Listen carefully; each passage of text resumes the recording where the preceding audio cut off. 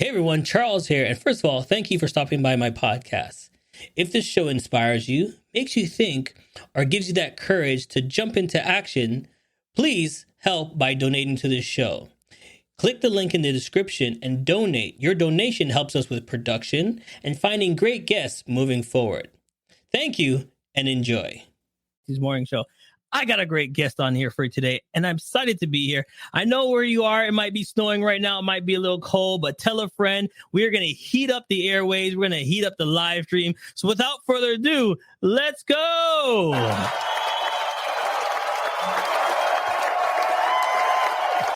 How you doing, sir? I'm blessed and grateful, Charles. Thanks for having me on the show, brother. Nah, no problem. No problem. First of all, tell everybody where you're calling in from.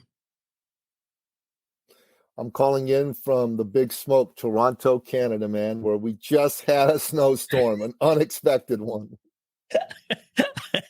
I know, man. I'm like, everybody's scrambling. When you look on the street, everybody's running around scrambling. They're like, they can't believe that it came down. They said little snow, but they didn't talk about this one.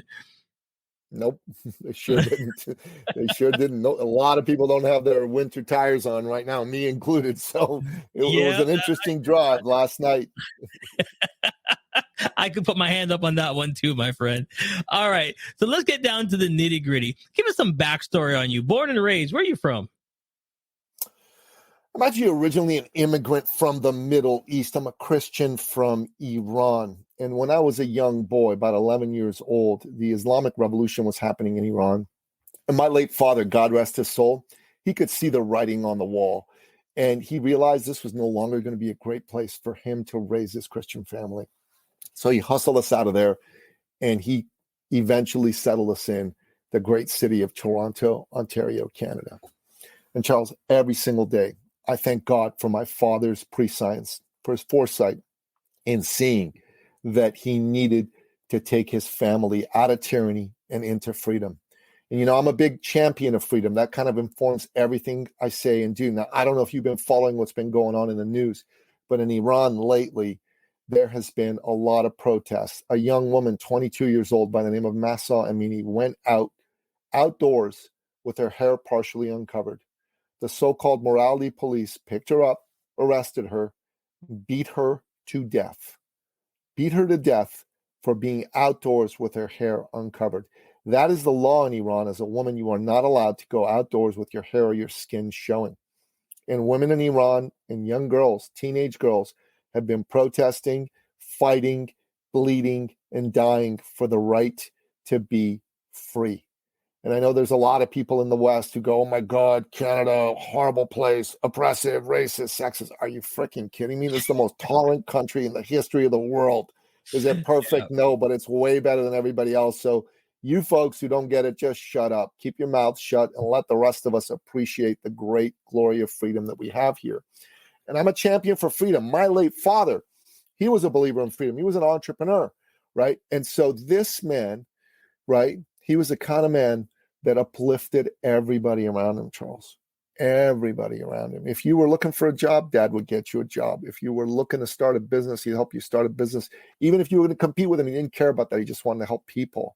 And if you worked for him and you were looking to buy a car, a house, an apartment, you didn't have enough money, he'd help you get that car, that house, that apartment. And you might be listening to this and going, oh my God, who does that? Well, the late, great Nicky Billou, for one. But why?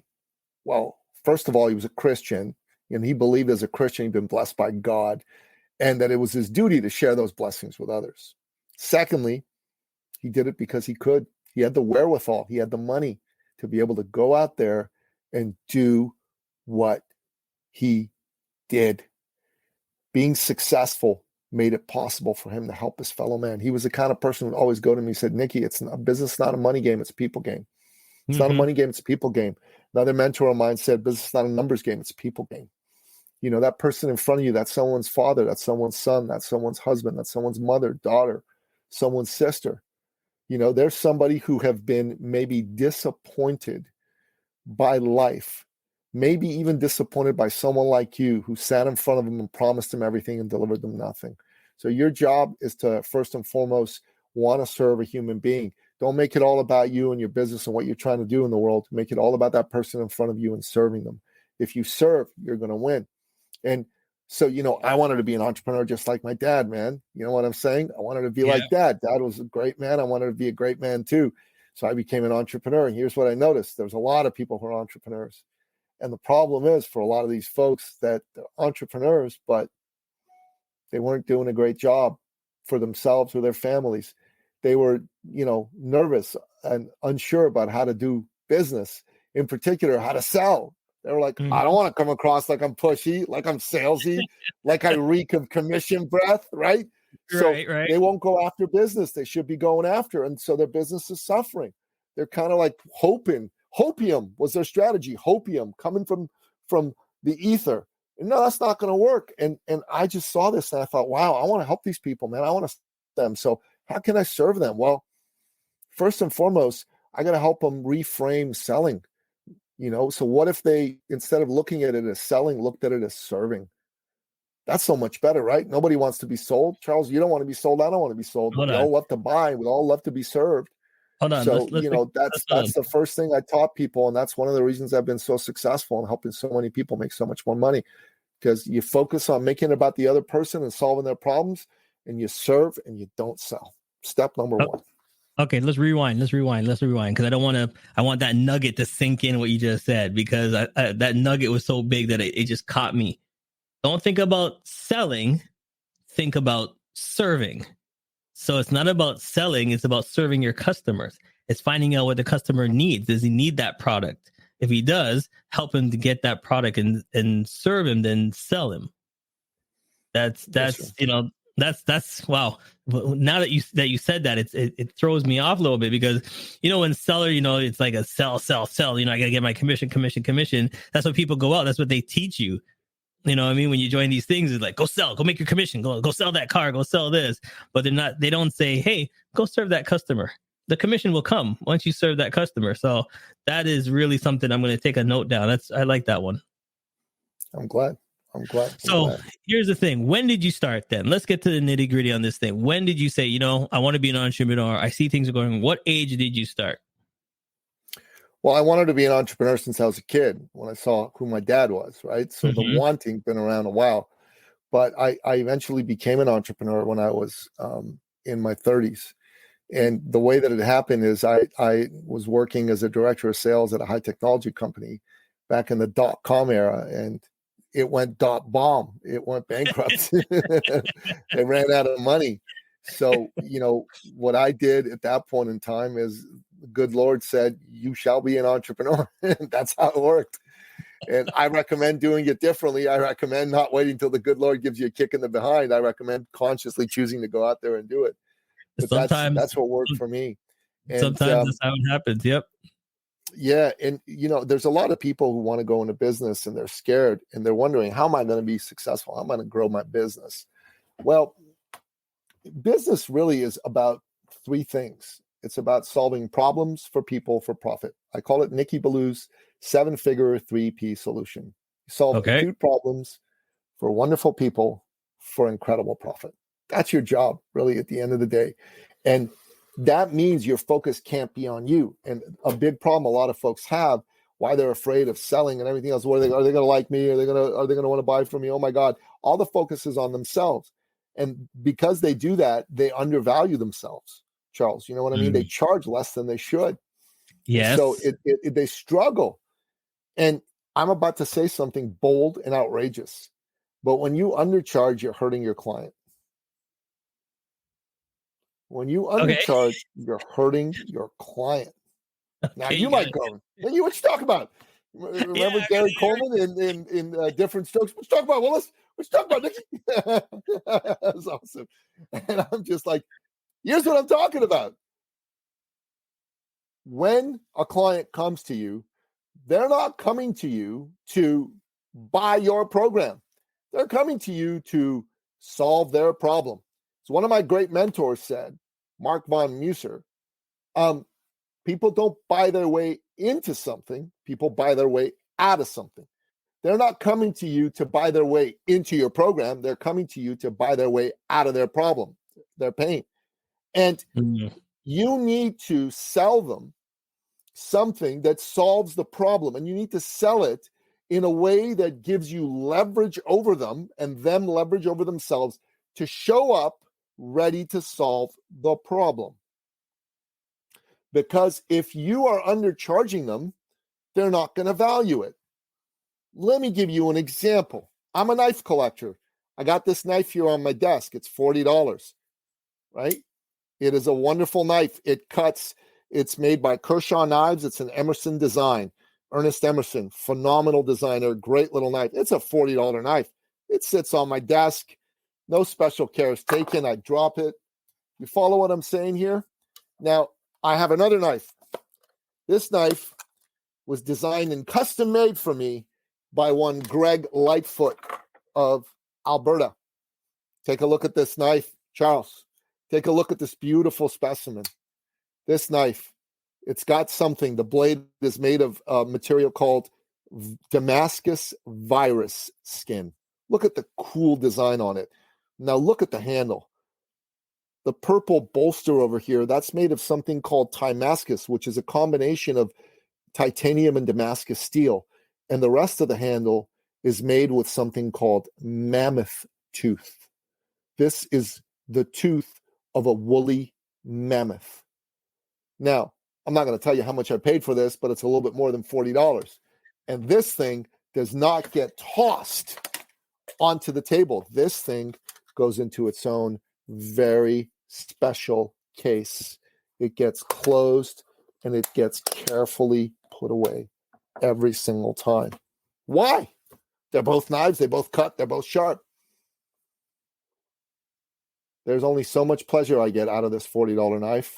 There's a whole ton more pleasure I get out of this other knife. And what you need to understand is that your customer is the same way. Let me give you an example. Charles, let's just assume you're a relationship coach for men and you work with folks who have $10 million businesses. And the only thing you do is you help them when their wife says goodbye. You help them not get their life completely destroyed, lose half their assets, okay? Now, someone's worth 10 million, there's at least $5 million at stake, never mind all the emotional pain and hell for them and their family, right? And let's say you were talking to a man whose wife just said bye-bye, and you're like, okay, great, let's sit down, let's figure this out. You know, I'm going to help you either get her back, or I'm going to help you be able to go through this in the most amicable way so it costs you the least. You're going to save yourself, $3 to $5 million by working with me. And the man goes, okay, great, let's get started. What do you charge, Charles? $50. $50. And he's going to go, what? $50. Like that amount of money will not have him show up and do what he needs to do to get the result. Now, if you said $5,000 or $50,000, even better, he'll take you a little more seriously. He'll show up and do the work, right? You get what you pay for is an adage we've all heard, right? You also expect to get what you pay for. They call that expectancy bias. So if you're not properly charging people, you're hurting them. You're hurting yourself too, because you're going to make less money, and it's, you got to work harder to make money, but you're hurting your client. And that is unconscionable. You cannot do that. You've got to charge your client appropriately. You don't overcharge them. You're not a gouger. You're not that kind of person, but you don't undercharge them. You charge them at a level that has them show up ready to get the outcome that you're promising them, because that is what you need to do. If you're in business and you're not providing people with outcomes, you're an idiot. You're not really in business. You're just playing around. Provide people outcomes. That's your job. So is it the value of yourself that he's looking for, or the value of what you bring is what he's looking for? He's looking for the value of the solution to his problem. That's all he's looking for. Not what you bring and not you. That's all he cares about. That's all he cares about. That's all you care about. Listen, Charles, I help people add 1 to 2 zeros to their income while working 10 to 20 hours less per week. That's what I do. Let's just say you wanted to add a zero to your income in the next 12 months. Let's just say that was your goal in life, right? And you came to me. Do you want me to talk all about me and how awesome I am and how great my program is? Is that what you want to hear from me? No, you don't give a crap about that.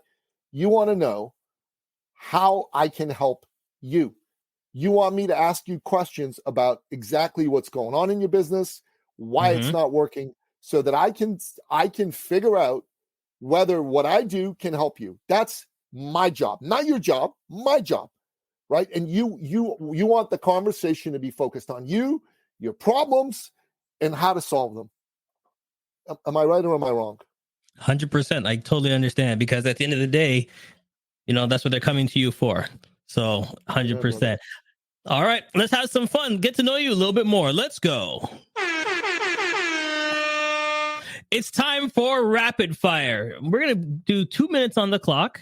You get to choose what questions I ask you, but remember, you can elaborate, but just remember there's 2 minutes on the clock and you got to get through all the questions within 2 minutes. But here's the thing. You get to choose A, B, C, or D, and those are the questions I'm going to ask you. Which ones do you want? A, B, C, or D? How many of them do I choose? A, B, or C, or D? Give me one of them. A. A. All right, here we go. 2 minutes on the clock starting now. What is your favorite drink?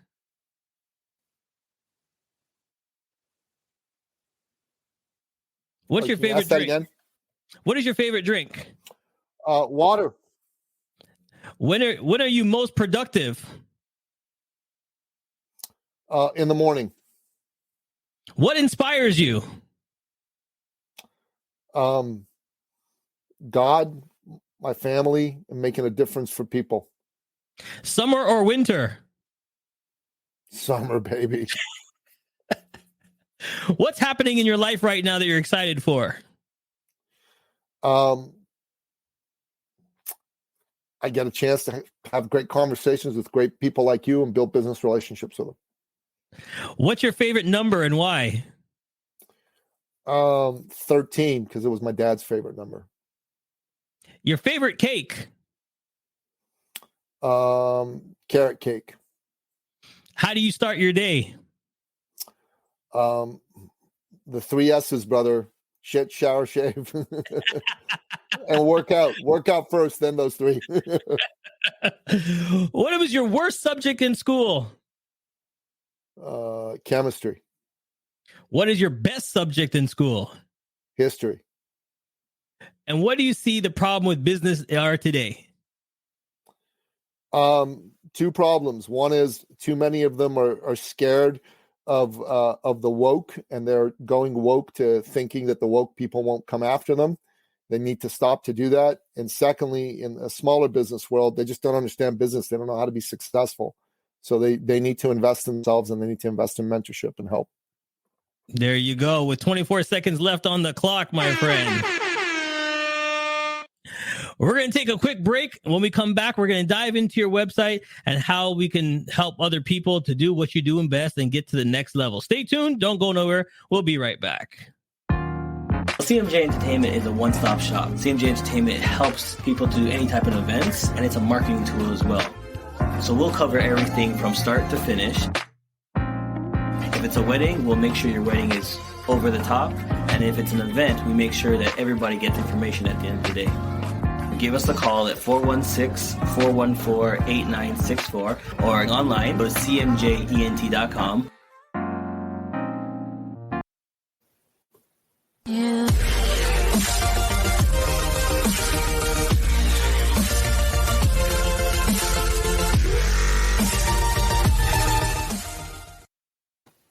Yes, we're back live with my special guest. Now let's get down to the nitty-gritty. How do you help people get to that next level? You said the main thing, add that extra zeros, and everybody wants extra zeros in their life. It's the best thing possible. I could do with a couple of zeros, 1, 2, maybe 3, 4, or 5 at the end. So let us go. Tell us how you help us out. Well, we've got something we call the eCircle success plan. So number 1 is you click on that button that says schedule a success call. You schedule a success call. We have the success call, and during that success call, we sign you up to do our branded thought leader immersion workshop.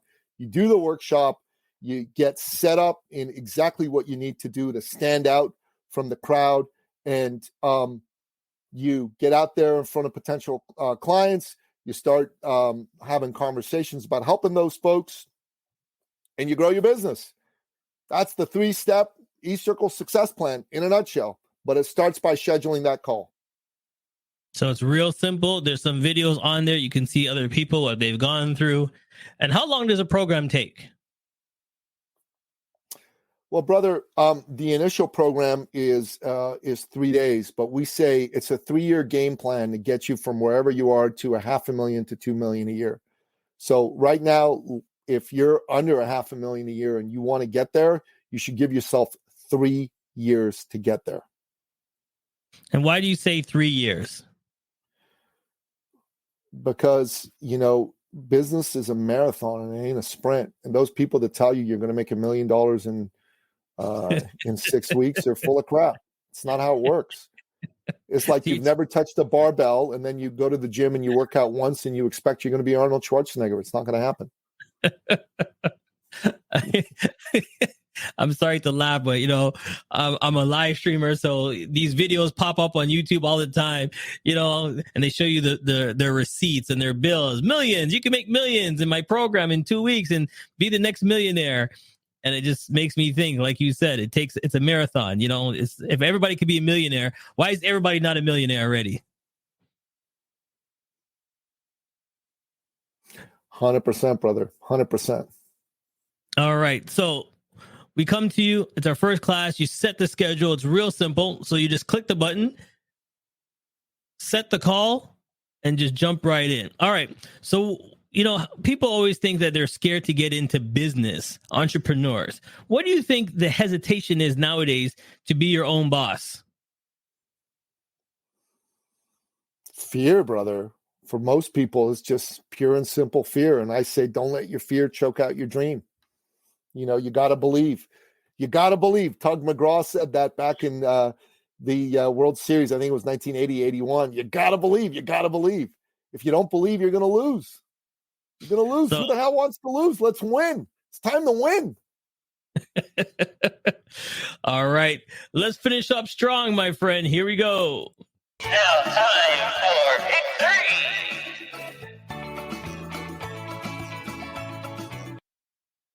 It's now time for Pick 3. That's right. You get to ask the last 3 questions before we let you go on this conversation. So give me 3 numbers between 1 and 13. 1, 7, and 13. 1, 7, and 13. Here we go. Question number 1. What is the one thing you wish you would have known before getting into this type of business? To start sooner. Starting sooner and just your own business, or being your own, or starting this program? All of the above. All of the Definitely. above. Procrastinated too much. What was the fear? I didn't know how to do it, and that just paralyzed me. I like that honesty. I like that. All right, here we go. Number 7. What is one myth about your industry that you want to squash right now? One myth about my industry, like I'll tell you, in the world of coaching and consulting, man, coaches are a dime a dozen. And just because someone's got, a certificate next to their name doesn't mean they know how to help you win. True that. All right, here it is. 2 people, past or present. If you can follow 2 people, which 2 people would it be? For one day, for 24 hours, who would you love to follow just to pick their brain and watch what they do? Man, that's a great question. Steve Jobs and Ronald Reagan. Woo. Ronald, I didn't see that one coming. Why Ronald Reagan? Ronald Reagan is the most successful political leader of the last 100+ years. He defeated communism. He took over 500 million people out of tyranny and into freedom. And when he became president in the United States, Americans were hating on themselves. They had Jimmy Carter as their president. Oh, there's a malaise. You suck. America sucks. It's such a terrible place. And he brought him out of that, man. He made him proud to be American again. And I think if a leader can do that, I'd love to be the kind of leader who makes people proud to be who they are again. And like I said, freedom is my number one value. And over the last 100 years, that man has brought more people out of tyranny to freedom than anybody. So as far as I'm concerned, the world should be very grateful that man lived and did what he did. All right. Well, my friend, I thank you so much for being on this show. I grabbed a lot of notes, a lot of nuggets, because it was very interesting to hear your thought process. And if you want to get to that next level, please do give him a call. Check out his website. Check out the link. There it is right there. Send me an email. Say, listen, I heard you on the show. I want to get to that next level. Go to his website and just click on the link. It's real easy. Schedule a call, jump into the program. And like he said, it takes time. It's a marathon. It's not a sprint. You'll get there. It takes a friend like this to help you get there one step at a time. Hey, hope you had a great time listening to the show. If you think I did a great job, please buy me a coffee. I still got a lot of work to do. We would love to hear from you, your feedback. So please click the link and leave us a review. You can help us grow by following us on all social media platforms and sharing this link. Once again, it's time for you to jump. Success is waiting.